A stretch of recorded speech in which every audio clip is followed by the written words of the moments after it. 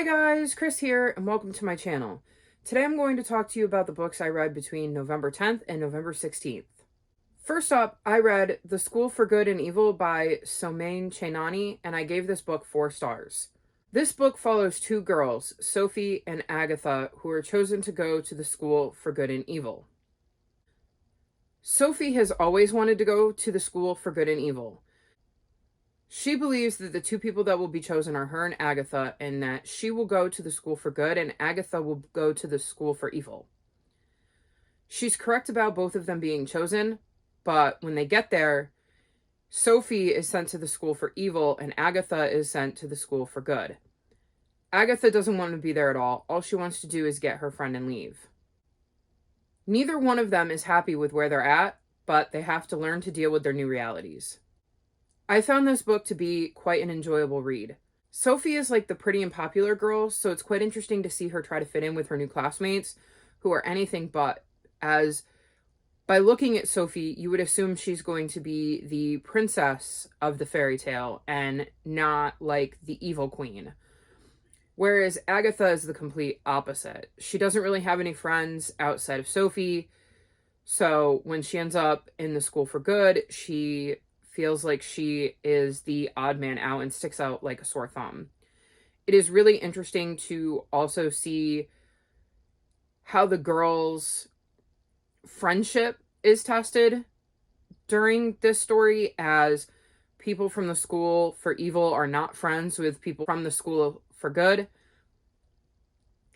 I really enjoyed that dynamic and like the reversal of Sophie being evil and Agatha being good. I think it made for quite an interesting story because it wasn't just them that were confused about which school they were in, it was also their classmates. I definitely plan to continue on with this series and see what happens with Agatha and Sophie next. Next, I read I Can Make This Promise by Christina Day, and I gave this book 5 stars. This follows a girl named Edie whose mom was adopted, which means she does not know a lot about her Native American heritage, even though she is quite curious, as her mom doesn't have a lot of knowledge either. One day, she and her friends are up in the attic, and she finds a box full of letters that are signed Loved Edith, along with a picture of a woman who looks just like her. This leads her to start questioning who this Edith woman is, but since her parents obviously knew the box was there, she's wondering why she hadn't heard about her before, so she doesn't know if she can ask her parents and get honest answers. I thought this book was quite interesting. It was really neat to see Edie question things and wonder about things and struggle with whether she could trust her parents to give her honest answers. And it was also relatable to see her have questions about her history. On my dad's side of the family, both of my grandparents died before I was born, so I have spent a lot of my life asking a lot of questions about who they were and what they were like, and, family history in general. So I can understand Edie as a young girl being curious about her heritage, especially when she knows that with her mom being adopted, she might not be able to get the answers she's searching for. I also thought it was really interesting seeing Edie's friendship dynamics as we meet her two best friends, and they're both very different, and the relationship she has with them are very different throughout the novel. I really enjoyed this book. It's one of the best books I've read this year, and if you haven't read it, I highly encourage you to pick it up. Next up, I read Amelia Fang and the Barbaric Ball by Lauren Ellen Anderson, and I gave this book 4.25 stars. In this book, we follow Amelia, whose family is throwing a barbaric ball. The king and the prince agree to go, and they've been in seclusion for a while, and the king is an old friend of Amelia's dad. So one night before the ball, the king and prince come over, and the prince leaves Amelia with the impression that he's like a giant spoiled brat, and he ends up taking off with her pet pumpkin. Amelia then ropes her friends in to help her get her pet pumpkin Squashy back. I really thought this was like a cute read. I thought it was quite interesting that like in this world they're afraid of all things that like glitter and shine and sparkle. Like that is a huge fear of theirs. I thought it had some really neat illustrations too. Let me see if I can find one. Like there's Amelia and one of her friends and her pet pumpkin. So I thought that really added to the book. And I like that there's like a map in the beginning, so you get to see how the kingdom is set up, and you've got like a little character guide, which again, I thought was neat. So you know who the characters are. This was just a really, really cute read, and I'm a huge fan of Squashy the Pumpkin. I also liked finding out why the prince was the spoiled brat that he was, and getting to see Amelia learn more about him as she tried to get her pumpkin back. This was left in a bit of an interesting spot that made me want to pick up the next book. So again, I definitely plan to continue on with this series.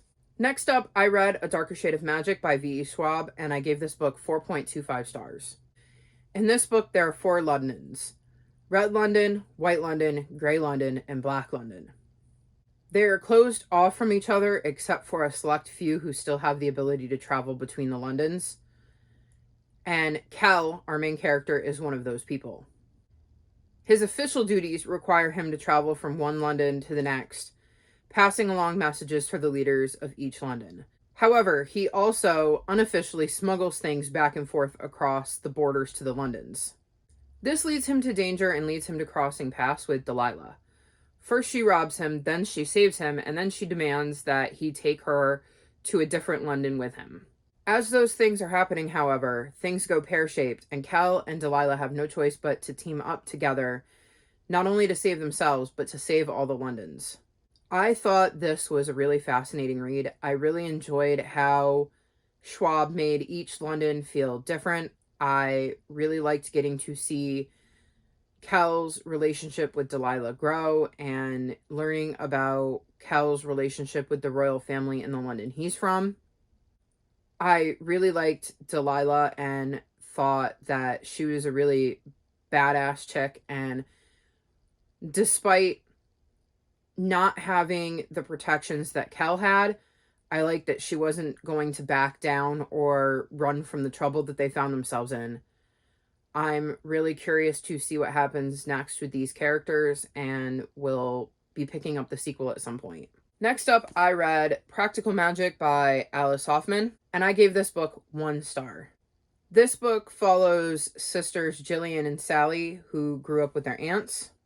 The town they live in believe the aunts are witches, so that suspicion is then thrown on Jillian and Sally, so they don't have the best time in the town that they're living in. Both of them yearn to escape, and they eventually do, but by doing so, they kind of grow apart until one night something unfortunate happens that brings their lives back together, and they have to figure out how to go on from there. I had such high hopes for this book, as the final line in the description is that they wanted to escape, and one will do so by marrying, the other by running away, but the bonds they share will bring them back almost as if by magic. And it didn't live up to my expectations. I didn't really like Jillian or Sally at all. I didn't care about what was going on with them or their lives. This book just wasn't interesting for me, and I was really bummed out by that, because I know a lot of people love this book, and I know a lot of people love the movie that is based on this book, but I just couldn't get into it. And I kind of thought about DNFing it, but I didn't. I stuck it through to the end, and I wish that I had gone with my instinct and DNF'd it when I wanted to. Next up, I read The Great Alone by Kristen Hanna, and I gave this book 4 stars. This book is set in the mid-70s, and it follows Lenny and her family. Her father had served in the Vietnam War and was a prisoner of war for a while, and is dealing with some PTSD, and he decides to uproot his family and move to the wilderness of Alaska. They learn very quickly that Alaska is dangerous and is not for the faint of heart. But Lenny and her mom end up finding out that the most dangerous thing is living with her dad when he is having one of his PTSD issues. Obviously, it wasn't called PTSD at that point, but that's essentially what he's suffering from. This book was not an easy read, and I don't mean that in a bad way. Watching as Lenny's dad struggles with his PTSD and knowing that he probably doesn't want to be this way, but his mind is all screwed up is hard. Watching as her mom struggles to find the man she fell in love with inside of this person who is so damaged and not knowing how to help him is hard. And watching Lenny watch her parents is not easy because it's her dad and she loves him, but at the same time he's broken and she also doesn't know how to help, and it scares her. And like I said, it's not an easy read. It is incredibly difficult to read some of the stuff, and Kristen Hanna does such a good job at writing these emotional scenes where you really feel for the characters involved. This was shaping up to be a 5-star book for me, but I wasn't a huge fan of how the book kind of wraps up. It just wasn't for me, I think. When I was kind of imagining the end of the book, that wasn't the route I saw it taking. And obviously I can't get into details or I'd be spoiling the whole book, but I just wasn't a fan of how the book ended, and so I had to knock it down a star. But it was still a really, really good book, and Kristen Hanna, again, does such a great job at making you emotionally invested in the characters she writes for. And if you're a fan of Kristen Hanna, I definitely recommend you pick this up and check it out, because it's another great book by her. Next, I read Blue Star's Prophecy by Erin Hunter, and I gave this book 4.5 stars. This is a standalone in the Warriors series. If you're new to my channel and you don't know what Warriors is about, essentially it's about wild forest cats who live in clans, and there are 4 clans, and within each clan, they take care of their clanmates while trying to peacefully coexist with the other 3 clans that live in the forest, and sometimes that doesn't always happen. And then they have to deal with the fallout from issues with other clans. The standalones tend to take a deeper look into whatever character they're about. In this case, it was Blue Star. And it was really interesting getting to see her life before the events of the first book in the first arc of 6 of the Warrior series. I really, really enjoyed getting to know Blue Star and getting to see inside her head. It was definitely quite interesting to see how she grew into the cat that allowed Rusty, the kitty pet, to join the clan in the first book in the first arc of 6. I really do enjoy these deeper dives into the individual characters, and it was nice getting to spend some more time with Blue Star, especially such quality time, and seeing her grow up and become the confident cat that Rusty meets in book 1. And lastly, I read Frostheart by Jamie Littler, and I gave this book 4.25 stars. This book follows Ash, who is kind of an orphan. His parents were pathfinders, and they left the stronghold they live in one day and never returned. Most of the people in the stronghold where Ash lives figures his parents are dead, as leaving the stronghold requires you to travel through treacherous lands to get to the next stronghold. There are creatures that live in between the strongholds, and they will go after anything who is not safely behind the walls. Ash isn't exactly popular in his stronghold, as he's a little different. He has the ability to song weave. However, the people in the stronghold believe that the ability to song weave means you can be controlled by the monsters outside the stronghold, and if they take hold of your mind, then you can let them in and essentially turn on the stronghold you live in. And so Ash tries to keep that power under wraps. And one day he sees a Pathfinder sled heading towards the stronghold, and they're being chased by these monsters, and he knows if he doesn't do something, all the people on the sled are going to die, and so he uses his song weaving ability to save them. Unfortunately, his stronghold is not happy about that, and they want to throw him out. However, the crew of the Frostheart, which is the sled he saved, is extremely grateful to him for his song weaving and ends up taking him with them at his request. And he goes out with them, hoping that now that he's no longer behind the walls of the stronghold, that he can find out what happened to his parents.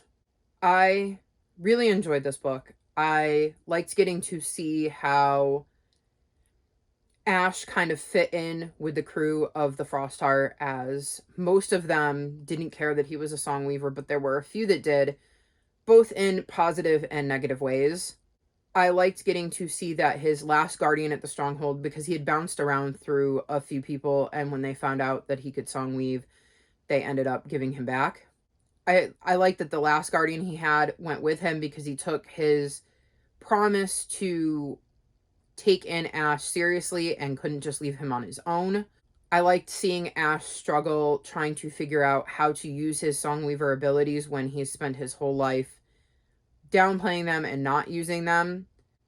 And I really enjoyed seeing him on his journey to figure out what happened to his parents and kind of coming into his own a little bit, as in the stronghold he had been so sheltered and told that he wasn't allowed to be who he was, essentially. So I really liked getting to see him figure out how to be himself. I'm so looking forward to continuing Ash's journey, and I cannot wait to pick up the next book in the series. So these are some of the books I've read recently. Have you read any of these books? If so, feel free to talk to me about them in the comments below. If you've made it this far in the video, leave me some blue emojis in honor of Blue Star. Like this video and subscribe to my channel, and I'll talk to you guys next time. Bye!